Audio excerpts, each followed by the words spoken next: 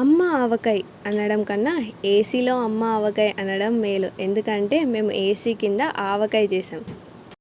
Last వీడియోలో మామిడికాయలు కోసింది పెట్టాను కదా, ఈ వీడియోలో ఆవకాయ ఏసీ కింద చేయబోతున్నాం. 3 ఫ్యామిలీస్ కలిపి ఈ ఆవకాయని పెట్టబోతున్నారు. అందులో మా ఫ్యామిలీ కూడా ఉంది. చూసారు కదా, చకచకా పనులు చేస్తున్నారు ఈ తాతయ్య. వచ్చినప్పటి నుంచి నాన్ స్టాప్గా అక్కడున్న 20 కేజీలు మామిడికాయలు కట్ చేశారు.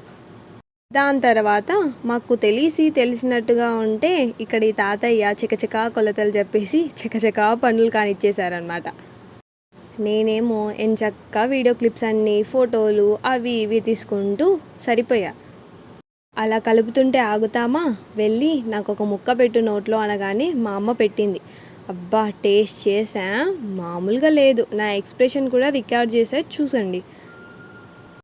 ఇక్కడ చూస్తున్నారు కదా, ఈ తాత స్టార్ట్ చేసిన పని అయిపోయేంత వరకు ఆగిపోకుండా చేసేస్తున్నారనమాట. ఈ తాతయ్య ఉండడం వల్ల మాకెంతో మేలు జరిగింది. ప్రతి విషయంలో మొత్తం ఈ తాతయ్య చేశారు. మేము గమ్మును చూసుకుంటూ ఉన్నామన్నమాట. లాస్ట్లో నూనె పాట ఒక్కటి మేము చేసాం. ఏం చేశారు చూశారు కదా, ఎంత మంచిగా కలుపుతున్నారో. ఆహా, నోరు ఊరిపోతుందా. మీరు కనుక గుత్తిలో కానీ గుత్తి పక్కన కానీ ఎక్కడన్నా ఉన్నట్టయితే, నా వీడియోస్ మీరు చూస్తున్నట్టయితే, మీకు కూడా మామిడికాయలు కొట్టడంలో సహాయం కావాలి అంటే ఈ తాతని పిలుచుకోండి. ఫోన్ నెంబర్ పెడుతున్నా. మొత్తం అయిన తర్వాత ఇక్కడ మా లక్ష్మి ఆంటీ అందరికీ ముద్దలు చేసి తినిపిస్తుందన్నమాట. సో మా పిండి టేస్ట్ చేసింది, ఆహా ఓహో అనేసిందనమాట.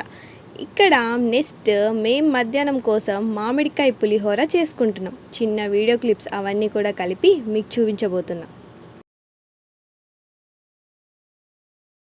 వేడి వేడి అన్నంలో ఆ మామిడికాయ తాలింపు వేసి కలుపుతుంటే అబ్బా, వాసన అప్పటికే నోరైతే ఊరిపోయింది. ఇంకా ఆగుతామా, వీడియో క్లిప్ కోసమైనా మీ ముందర తినాలని చెప్పి నేను ఇక్కడ తింటున్నాను అనమాట.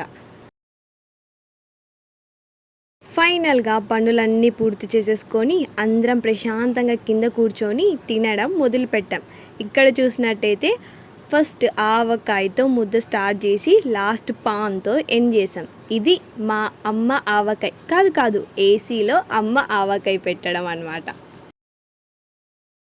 మాకు హెల్ప్ చేసిన తాతయ్యకి 40 ఏళ్ళ ఎక్స్పీరియన్స్ అంట. అలాంటి మనిషితో ఆవకాయ చేయించుకోవడం చాలా బాగా అనిపించింది.